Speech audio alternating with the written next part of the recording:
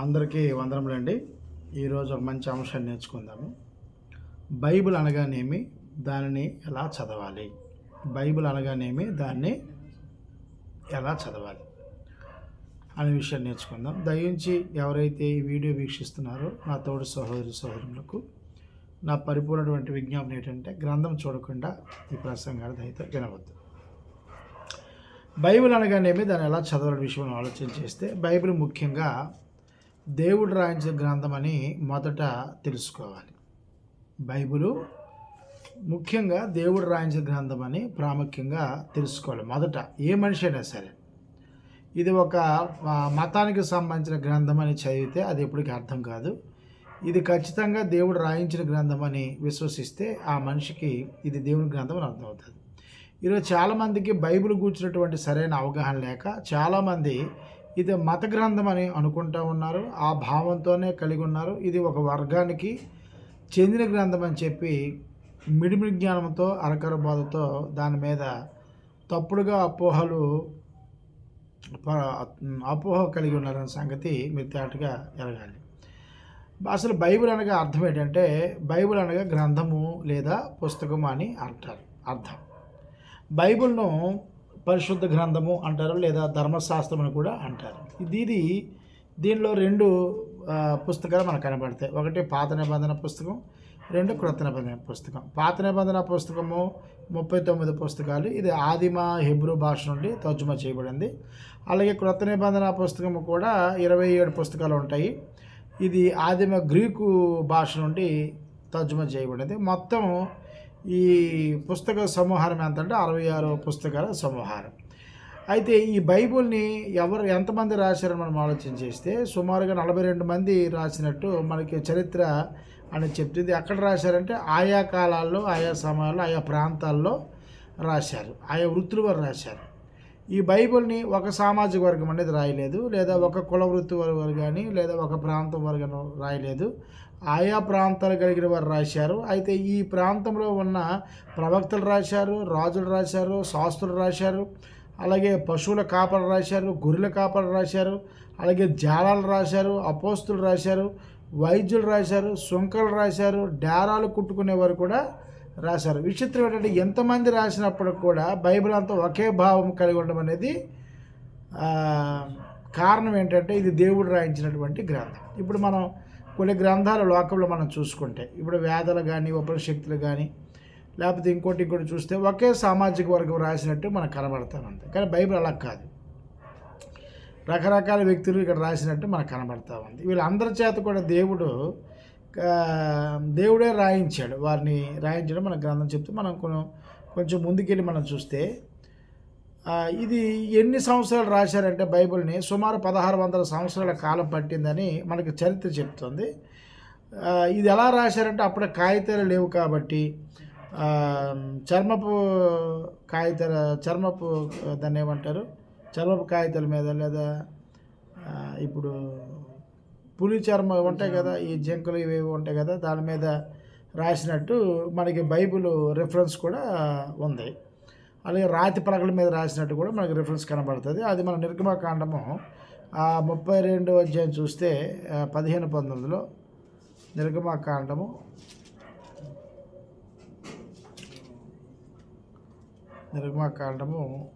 32వ అధ్యాయము 15 నుండి 19 వచనాలు. మోషే శాసనములు గల 2 పలకలను చేత పట్టుకొని కొండ దిగి వచ్చాను. ఆ పలకలు ఇరు ప్రక్కలను వ్రాయబడినవి. అవి ఈ ప్రక్కను ఆ ప్రక్కను వ్రాయబడి ఉండెను. ఆ పలకలు దేవుడు చేసినవి. ఆ పలకల మీద చెక్కబడిన వ్రాత దేవుని చేవ్రాత. అంటే ఇక్కడ అప్పుడు ఎక్కడ రాశారు? దేవుడు చెప్పిన మాటలన్నీ మోషే గారు రాతి పలకల మీద రాశాడు మనకు కనబడతా ఉంది. అలాగే 2 తిమోతి రాసిన పత్రికలో 4వ అధ్యాయము 12-13 చూస్తే 2 పేతురు రాసిన పత్రిక, నీవు వచ్చినప్పుడు నేను త్రోయలో పరుపునంత ఉంచి వచ్చిన అంగీని పుస్తకములను ముఖ్యంగా చర్మపు కాగితములను చర్మపు కాగితాలు అంటే ఈ జంతువులు ఉన్నటువంటి చర్మలు ఏవైతే ఉన్నాయో బాగా ఎండబెట్టి దాని మీద రాసినట్టు అక్కడ మనకు తెలియదు. అలాగే హెబ్రీలు రాసిన పత్రిక 10:7 చూస్తే 10:7 అప్పుడు నేను గ్రంథపు చుట్టలో నన్ను గూర్చి వ్రాయబడిన ప్రకారం అంటే గ్రంథపు చుట్టలో అంటే చర్మపు దీనిలో రాశారని మనకి ఇక్కడ ఈ రెఫరెన్స్ అనేది మనకు కనబడతా ఉంది. కాబట్టి బైబుల్ చాలామంది ఏంటంటే మత గ్రంథం అనుకుంటున్నారు, కానీ కాదు. బైబుల్ అనేది దేవుని గ్రంథం అని మొదట ఏ వ్యక్తి అయినా చదువుతున్నప్పుడు ముందు అభిప్రాయం కలిగి ఉన్నప్పుడే ఈ గ్రంథం అనేది అర్థమవుతుంది తప్ప ఇది ఒక సామాజిక వర్గానికి చెందింది అని గ్రహిస్తే మాత్రం అన్నటికీ గ్రంథం అర్థం కాదు అనే విషయాన్ని మొదట మనం తేటగా గమనించాలి. అలాగే ఈ ఈ ఈ బైబిల్ గ్రంథాన్ని మొట్టమొదట అచ్చయంత్రాన్ని కనుగొన్నటువంటి జాన్ గోటన్ బర్గన్ గారు క్రీస్తు శకం 1455లో అచ్చయంత్రాన్ని కనుగొన్నారు. కనుగొన్నప్పుడు మొట్టమొదట ప్రింట్ అయినటువంటి అంటే ముద్రించబడినటువంటి గ్రంథం ఏదంటే ఈ బైబిల్ అనే సంగతి గమనించాలి. అయితే ఈ బైబిల్ ఆనాటి కాలం నుండి అనేక మంది తగలబెట్టడానికి ప్రయత్నం చేస్తున్నారు. ఎందుకంటే దేవుని యొక్క మాటలు ప్రజల్లోకి వెళ్లకుండా అపవాది మొదటి నుండి వాడు ప్రయత్నం చేస్తూనే ఉన్నాడు. అది మనకి ఇర్మియా గ్రంథము 6:22-23 చూస్తే ఇర్మియా గ్రంథము 36:22 చూస్తే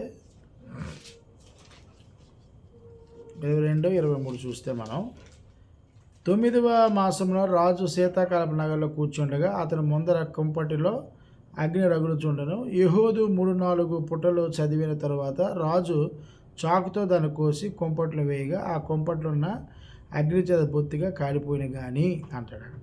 అలాగే మనం 32లో చూస్తే 32 వచనము అందులోనే 36వ 32 ఇంకొక గ్రంథమును తీసుకొని లేఖకుడగు నేరియా కుమారుడైన బరాకు చేతికి అప్పగింపగా అతడు ఇర్మియా నోటి మాటలను బట్టి యూదారాజు యెహోయాకీం అగ్నిలో కాల్చిన గ్రంథం మాటలన్నీ రాసిన. మరి ఆ మాటలు కాక అట్టి అనేక వ్రతులతో కూడా వాటితో కూర్చుని అంటే ఈ కూర్చుని అంటే ఏంటి, దేవుడు చెప్పిన మాట రాశాడు, కలపడం కాదు అక్కడ.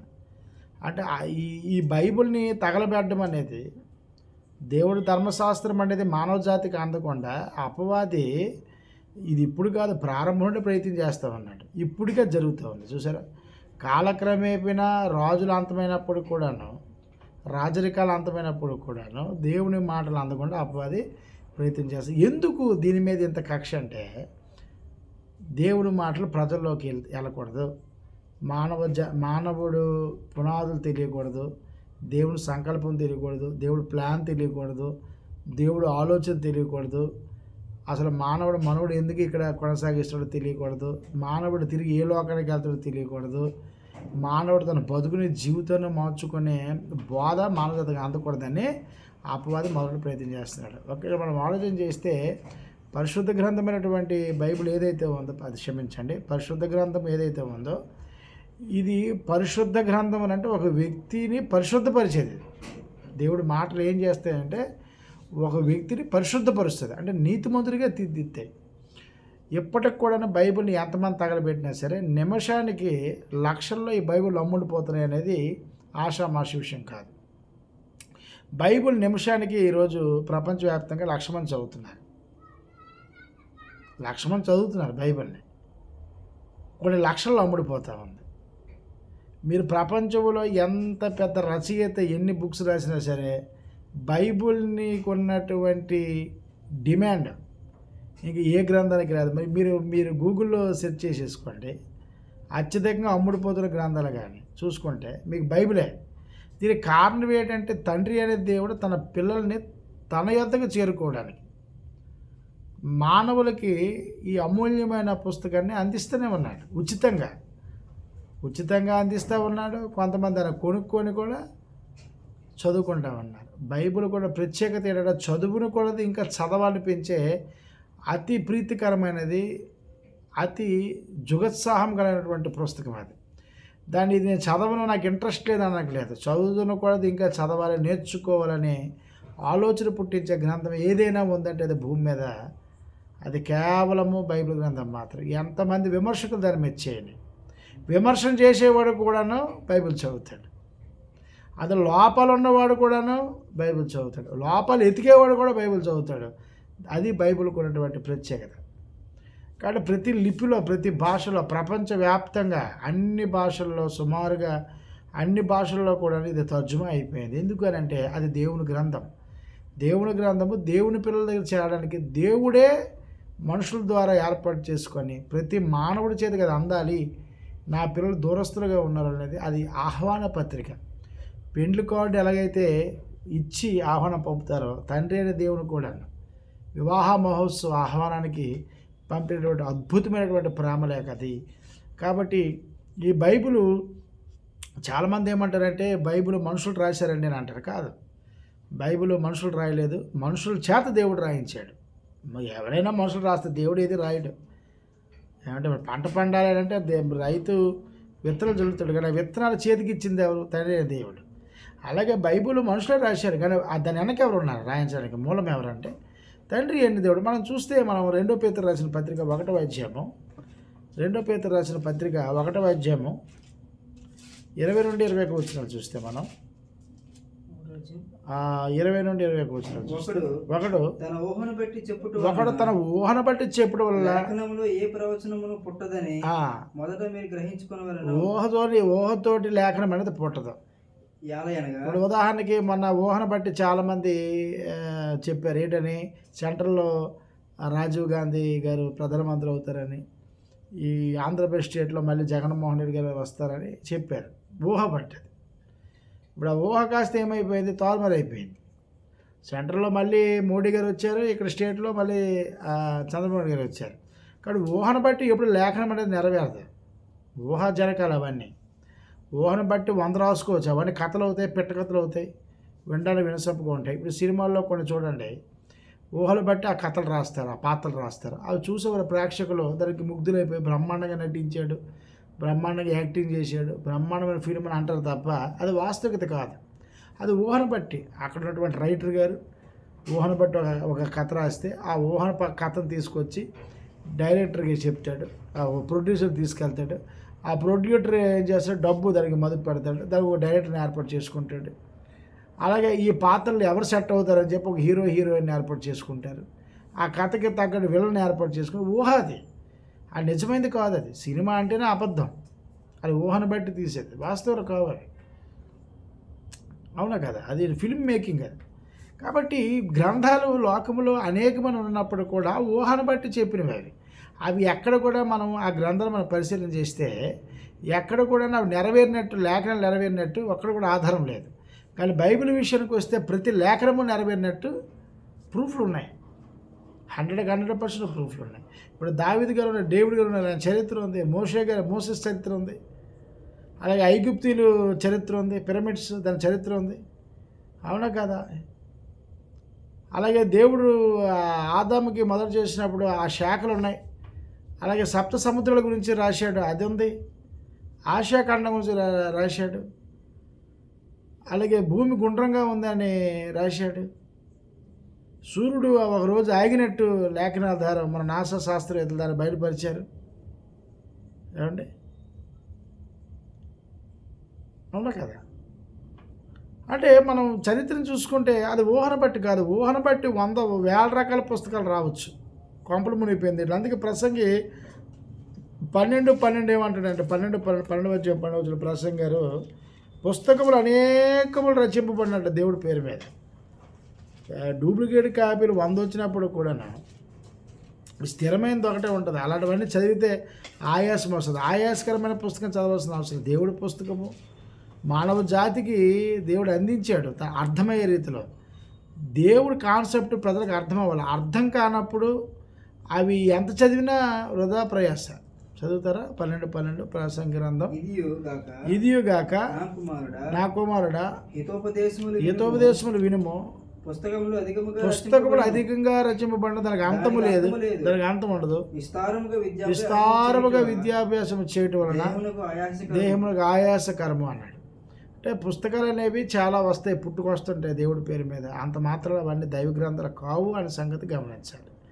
ఆ గ్రంథాలన్నీ కూడా ఒక సామాజిక వర్గమే రాసింది తప్ప ఈ బైబిల్ అనేది ఒక సామాజిక వర్గం రాయలేదు. అనేక మంది రాశారు. ఎవరు ఎక్కడ నుండి రాసినా సరే ఒకే భావంతో రాశారు, ఒకే ప్లాన్, ఒకే కాన్సెప్ట్ రాశారు.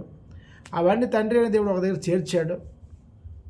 అవునండి, చేర్చారు. విచిత్రం ఏంటంటే జాన్ గుటెన్బర్గ్ గారు అవంతా కలెక్షన్ చేసేసి అదంతా ప్రింట్ చేశారు. 66 పుస్తకాల సమూహారమే. అలాగే మరి బైబిల్ని ఈరోజు చాలామంది చదివే విధానం కూడా చాలామంది తెలియదు. మనం ఇప్పుడు బైబిల్ అనగానే ఏమైనా అర్థం తెలుసుకున్నాము. బైబిల్ ఎలా చదవాలి అనేది మనం ఆలోచన చేస్తే చాలామంది ఇప్పటికి కూడా బైబిల్ని సరిగ్గా చదవలేకపోతున్నారు. అది కారణం క్షమించండి, పాత నిబంధన పుస్తకం తెచ్చి కొత్త నిబంధన కలిపేస్తారు, కొత్త నిబంధన పుస్తకం తెచ్చి పాత నిబంధన కలిపేస్తారు. అసలు బైబిల్ ఎలా చదవాలని మనం ఆలోచన చేస్తే యెషయా గ్రంథం 34:16లో తండ్రి అయిన దేవుడే తన ప్రవక్తల ద్వారా చెప్తున్నమాట, యెహోవా గ్రంథమును పరిశీలన చేయండి, పరిశీలన చేయకపోతే అర్థం కాదు అన్నాడు. అలాగే అపోస్తల కార్యంలో 17:11లో అపోస్తల కార్యాలు 17:11 చూస్తే 17:11 అపోస్తల వీరి తెస్సలోనికలో ఉన్న వారికంటే గనులై ఉంటారు కనుక ఆసక్తితో వాక్యాన్ని అంగీకరించి అలా ఉన్నవో లేవు అని ప్రతిదిన లేఖనం పరిశోధించి వచ్చారు. లేఖనం ఏం చేశారు? వీళ్ళు చెప్పేది నిజమా కాదని చెప్పాలి, వినాలి, చూసుకోవాలి, లేఖనాలు చూసుకోవాలి, పరిశీలన చేయాలి. అంతే తప్ప ఈరోజు చాలామంది సేవకులమని చెప్పుకుంటున్నవారు బైబిల్ని చదివే విధానం తెలియక అక్కడిది కొంత ఇక్కడిది కొంత తీసుకొచ్చేసి కలిపేసి తయారైపోయారు. అలాగే యెషయా గ్రంథం 28వ కూడా మనం చూస్తే యెషయా గ్రంథం 28:13 ఆజ్ఞ వెంబడి ఆజ్ఞ, ఆజ్ఞ వెంబడి ఆజ్ఞ, సూత్రము వెంబడి సూత్రము, సూత్రం వెంబడి సూత్రము, కొంత ఇచ్చట కొంత అచ్చట యెహోవా వాక్యం మీకు వచ్చును అన్నాడు. దేవుడి మాట ఎలా ఉంటుందంటే ఇక్కడ కొంత అక్కడ కొంత ఉంటుందిరా బాబు, దాన్ని కలిపేకండి అని అన్నాడు. ఈరోజు కలిపేస్తారు. అలాగే గళతీయులకు రాసిన పత్రిక 6వ గళతీయులకు రాసిన పత్రిక సూత్రం తెలియాల. సూత్రం A+B హోల్ స్క్వేర్ అంటే = A² + B² = 2AB. ఇది సూత్రం. ఈ సూత్రం తెలియకుండా ఎలా చదువుతారు? గళతీయులకు రాసిన పత్రిక 6వ వాక్యోపదేశము పొందువాడు ఉపదేశించువానికి మంచి పదార్థములన్నిటిలో భాగం ఇవ్వవలెను. వాక్యోపదేశం పొందువాడు ఉపదేశించువాడు మంచి పదార్థం భాగం ఇవ్వవలెను. ఈ మాటని ఈ మతశాఖ వాళ్ళు, క్రీస్తు విరోధులు భలే అనుకూలంగా చేసుకున్నారు. ఏంటని? ఇదిగో మేము ఇది చెత్త ఉపదేశించినా, కలిపి చెరిపిడి బోధ ఉపదేశించినా మంచి పదార్థం ఇచ్చారండి. అంటే ఏంటి? దశంభాగాలు ఇచ్చేయాలి. ఇప్పుడు ఆవు పాలు ఇచ్చింది అనుకోండి, మరో పాలు ఇచ్చేయాలా, మంచి పదార్థంలో. చాలా తెలుగుగా చెప్తారు. కింద చూడండి, ఫుట్ నోట్లు ఏముందో, వాక్యోపదేశం పొందువాడు సమస్త సద్విషయములలో బోధించువానితో పాలువాడై ఉండవలెను. అది అంటే ఇప్పుడు ఏంటి, అక్కడ ఏం చెప్తున్నాడు? దాని అర్థం కింద గట్టి చదువు. వాక్యోపదేశం వినేవాడు సమస్త సద్విషయములలో బోధించువానితో అంటే ఏది నేర్చుకున్నావో తిరిగి మళ్ళీ అప్పగించేవాడిగా ఉండాలి. అదే మంచి పదార్థం. అంటే వీళ్ళకేమో చెప్తున్నారు, నేను ఈ వాక్యం చెప్పాడు కాబట్టి నన్ను పోషించని చెప్తున్నాడు. ఎలా తయారైపోయారు ఈరోజు అంటే ఇలాంటి పరిస్థితి. ఈరోజు 2 తిమోతి రాసిన పత్రిక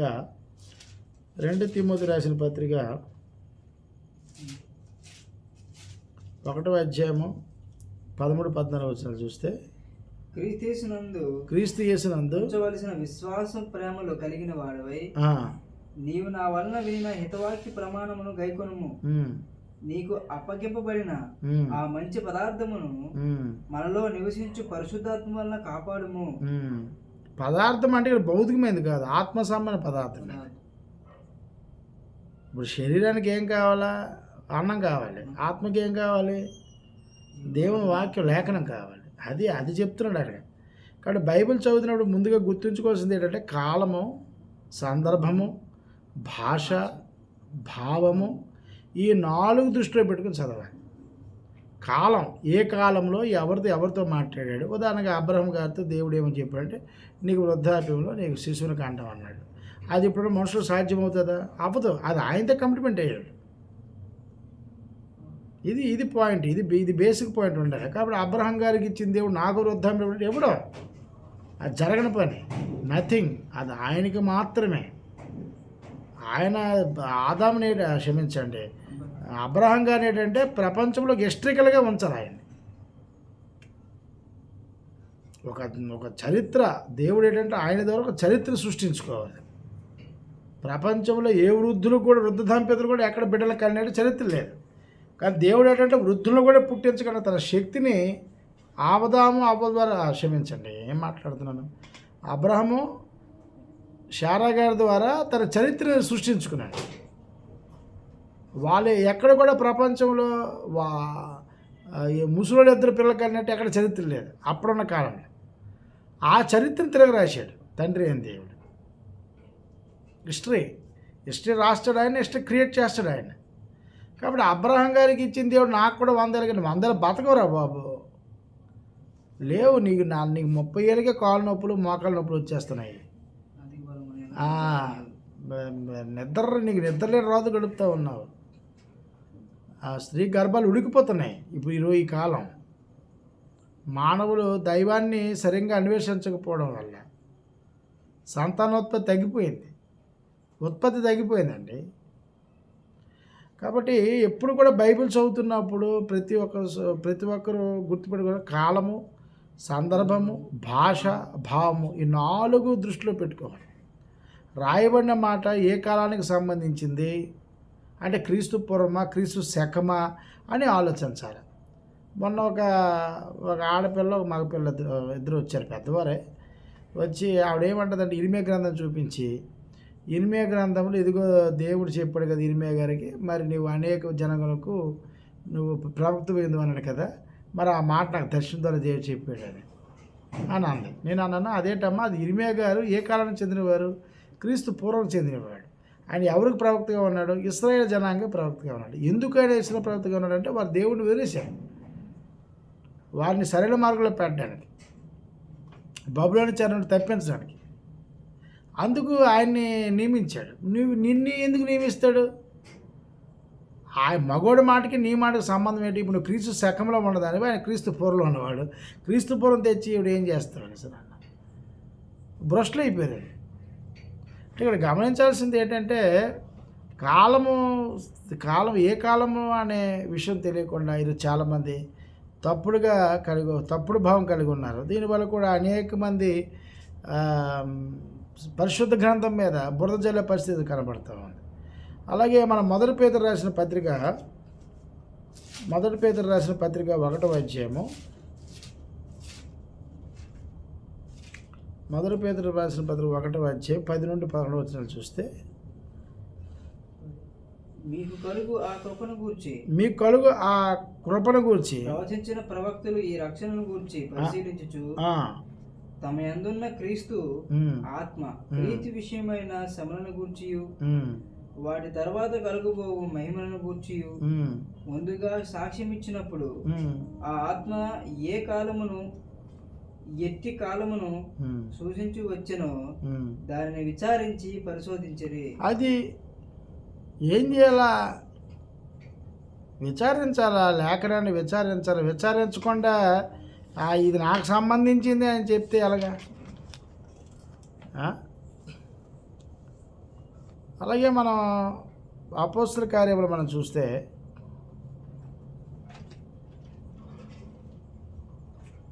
అపోస్తల కార్యములు 8వ అధ్యాయము 34. అప్పుడు నపుంసకుడు ప్రవక్త ఎవను గూర్చి ఇలాగూ చెప్పుచున్నాడు, తన్ను గూర్చియా వేరొకను గూర్చియా దయచేసి నాకు తెలుపుమని ఫిలిప్పుని అడిగాను. ఇప్పుడు ఈయన బైబిల్ పట్టుకుని యెషయా గ్రంథం చదువుతున్నాడు. అయ్యా ఇది ఎప్పుడు కాలం నాడిది అంటే, ఇప్పుడు ఈ యెషయా గారు ఏ కాలానికి చెందినవాడు? పాత నిబంధన కాలానికి చెందినవాడు. ఇప్పుడు ఇక్కడ ఉన్నటువంటి ప్రవక్త ఇప్పుడు నపుంసకుడు ఏ కాలానికి చెందినవాడు? క్రీస్తు శకానికి చెందినవాడు. ఈయన ఏమంటున్నాడు? ఇప్పుడు ఉన్నవాడి గురించి మాట్లాడుతున్నాడా లేదా వేరే గురించి మాట్లాడుతున్నాడా? నాకు చెప్పయ్యా ఫిలిప్పు అని అడుగుతున్నాడు క్రీస్తు శిష్యుడికి. అప్పుడు ఆయన తర్వాత చెప్పాడు అన్నమాట కింద 35. అందుకు ఫిలిప్పు నోరు తెచ్చి ఈ లేఖను అనుసరించి అతను యేసుని గురించిన సువార్త ప్రకటించాను అన్నాడు. ఇదిగో ఆయన గురించి రాశారు, ప్రవక్తలందరూ ఆయన గురించి ప్రవచించారయ్యా, ఇప్పుడు ఆయన మనం విశ్వసించాలి అని. అంటే ఈ కాలము సందర్భము ఏమీ తెలియకుండా ఈ మాట నాకు సంబంధించింది అనుకుంటే దెబ్బ అయిపోతావు. భారీ మూల్యం చెల్లించక తప్పని సంగతి మనం గమనించాలి. అలాగే మనము ఆ లేవికాండం 27:31 చూస్తే ఈ దశంభాగాలు అనేవి పాత నిబంధన గ్రంథంలో ఉన్నటువంటి ఇశ్రాయేలుకి చెందినవి. బొళ్ళు కానీ అర్పణలు కానీ 27:31 లేవికాండం వాళ్ళు ఖచ్చితంగా 27:31 ఒకడు తాను చెల్లింపవలసిన దశమ భాగములలో దేనినైనా విడిపింప కోరిన ఎడల దానిలో 5వ వంతును దానితో కలపవలను. అది అంటే ఇది ఎవరికి ఆజ్ఞ? ఈ పస్కా పండుగ కానీ పర్ణశాలలు కానీ క్షమించండి పర్ణశాలలు కానీ దశమ భాగాలు కానీ ఈ పస్కా పండుగలు కానీ అమావాస్య ఆచారాలు కానీ ఇవన్నీ ఎవరికి? ఇశ్రాయేలుకి దశమ భాగాలు. ఇప్పుడు క్రొత్త నిబంధన చట్టం లేదు, సమృద్ధిగా ఇవ్వమన్నాడు. నువ్వు కష్టపడి పని చేసుకుంటే సమృద్ధిగా ఇవ్వండి, ఆ సమృద్ధిగా ఇచ్చిన కానుకలు కూడాను సంఘంలోని అవసరాల కొరకు మీరు వాడుకోండి అని చెప్పాడు.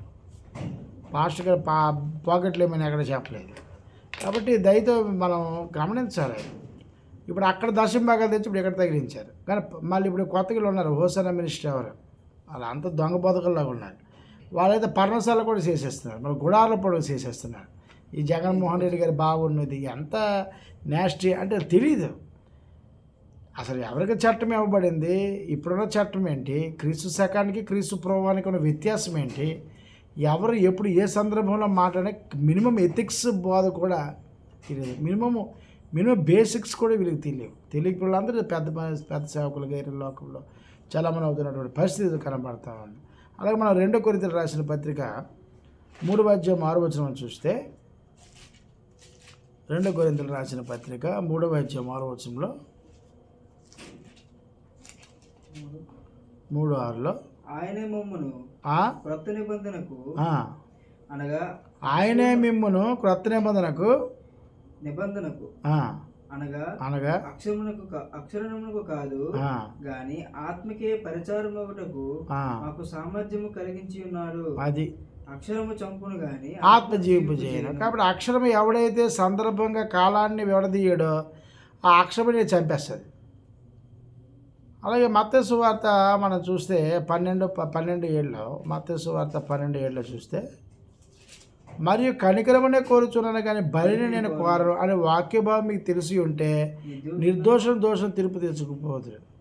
విచిత్రం ఏంటంటే ఈనాటి ఈ క్రీస్తు విరోధులు దశంభాగం ఎత్తారు కానీ బలులు చేయరు. దావీదు గెంతులు వేస్తారు, పాటలు పాడతారు కానీ అది క్రీస్తు బోధ మాత్రం పాటించరు. చాలా తిరువుగా జనాల్ని పిచ్చోళ్ళు చేస్తూ ఉన్నారు. అలాగే మనం 2 తిమోతి రాసిన పత్రిక 2 2:17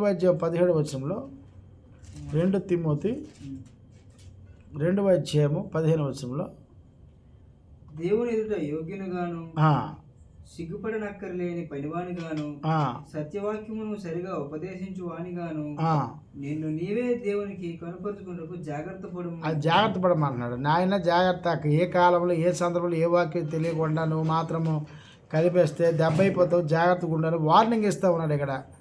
అలాగే మనం 2 కొరింథీయులు రాసిన పత్రిక 2:17 చూస్తే 2 కొరింథీ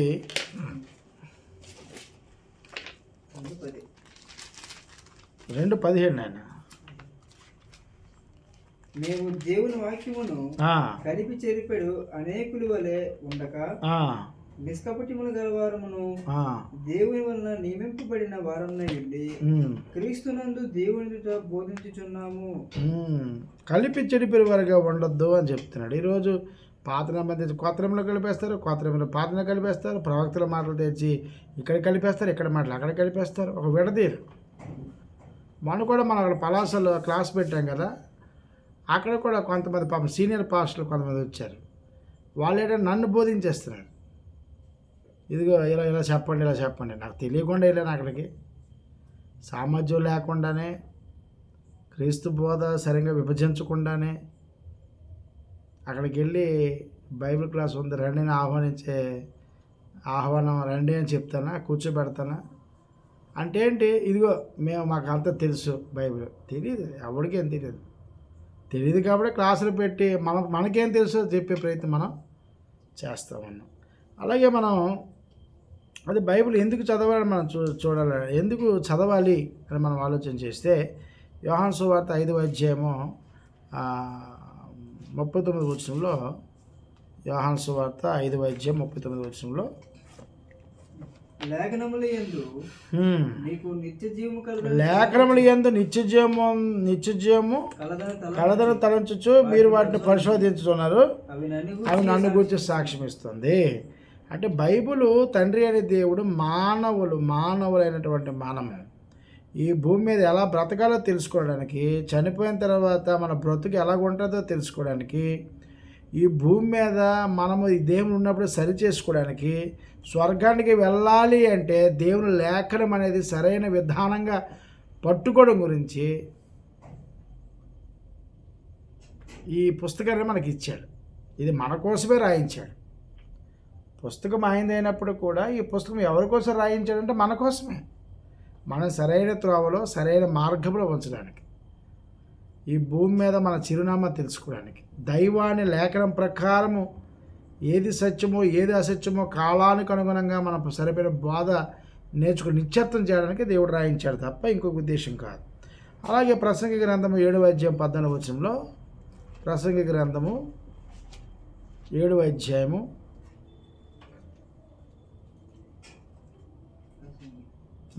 7:14లో,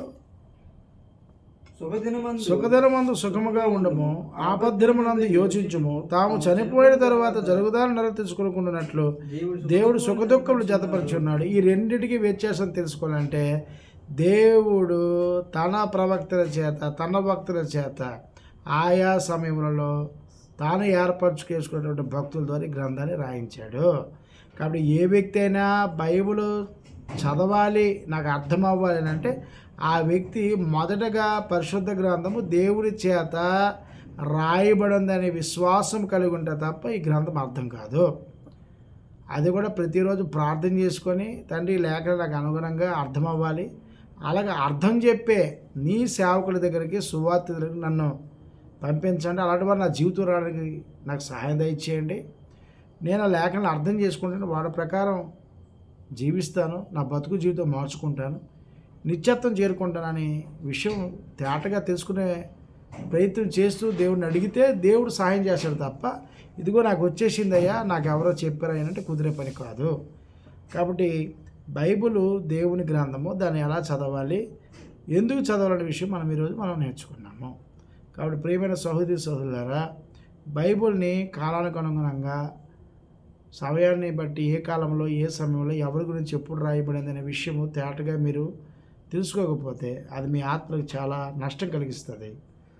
దేవుడు కూడా మిమ్మల్ని రక్షించలేడు. కారణం ఏంటంటే ఆయనకు ప్లాన్ ఉంది, ఆ ప్లాన్ ప్రకారమే మనము డాక్యుమెంట్ని చదవాలి, అలా చదివి మన బతుకుని జీవితం మార్చుకోవాలి తప్ప ఎవరు ఏది చెప్తే అది గుడ్డిగా నమ్మి దాని ప్రకారం నడవకండి.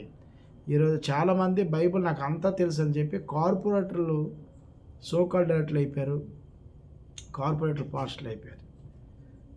కాబట్టి గ్రంథం పట్టుకున్నంత మాత్రాన ప్రతి ఒక్కడు పాస్టర్ అయిపోయాడు, నీటిలో మునిగిన ప్రతి ఒక్కడు కూడా క్రైస్తవుడు అయిపోయాడు. కాబట్టి మీ బతుకులు మీ జీవితాలు మార్చుకోవాలంటే క్రీస్తు బోధ తెలియాలి, దేవుడు క్రీస్తుని ఎందుకు పంపాడు ఆ విషయం తెలియాలి, మనం ఎందుకు ఈ లోకంలోకి వచ్చాం తెలియాలి, తిరిగి లోకానికి వెళ్తున్నాం తెలియదు, ఆ వెళ్ళాలి అంటే ఏ విధమైన బోధ నేర్చుకునే విషయం తెలియాలి. ఇవన్నీ తిరిగాలి అంటే బైబిల్ని ఉన్నదిగా నేర్చుకోవాలి. మనము ఒక ఎగ్జామ్ రాసినప్పుడే చాలా జాగ్రత్తగా ఒళ్ళు దగ్గర పెట్టుకొని ప్రతి ప్రశ్నకి జవాబు రాస్తాం, పాస్ అవ్వాలి. మరి దేవుడు తన దగ్గరికి చేరడానికి మనకు ఒక పరీక్ష అనేది పెట్టాడు. ఆ పరీక్షలో చాలా జాగ్రత్తగా ప్రతి లేఖనాల్ని చదువుతూ అర్థం చేసుకుంటూ మన బతుకు మన జీవితాన్ని మార్చుకొని దేవుని సన్నిధికి చేరాలి. కాబట్టి మీ వీడియోలో ఇచ్చితే లైక్ చేయండి, షేర్ చేయండి, కామెంట్ చేయండి, మీ అభిప్రాయాలు మాకు తెలియజెప్పండి. ఇంకా మీకు బైబిల్ మీద పరిపూర్ణ అవగాహన రావాలంటే 8790538108 కాల్ చేయండి. దేవుడు మిమ్మల్ని మీ కుటుంబాన్ని బాగా దీవించి ఆశీర్వదించును గాక. మీ అందరికీ నా హృదయపూర్వక వందనములు.